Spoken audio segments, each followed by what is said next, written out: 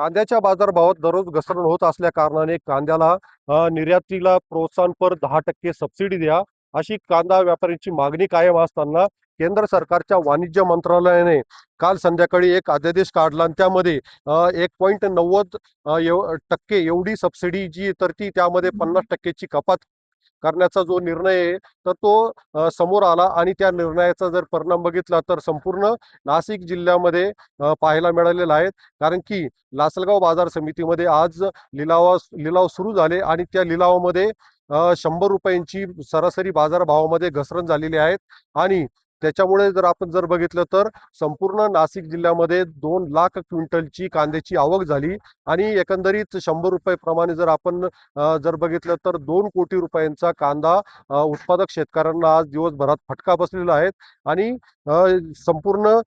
शेतकरी असतील किंवा विरोधी पक्ष असतील तर सगळ्यांकडून केंद्र सरकारच्या या निर्णयावर टीका झाली आणि 24 तासाच्या आतच केंद्र सरकारने आपला निर्णय जो आहे तर तो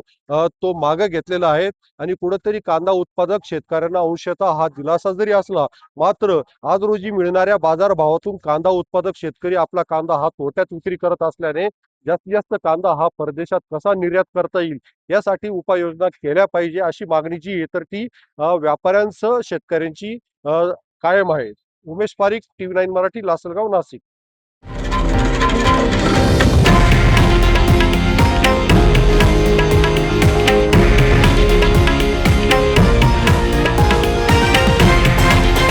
हे आहे देशातील नंबर 1 न्यूज नेटवर्क आणि आपण पाहत आहात TV9 मराठी, एकमेव.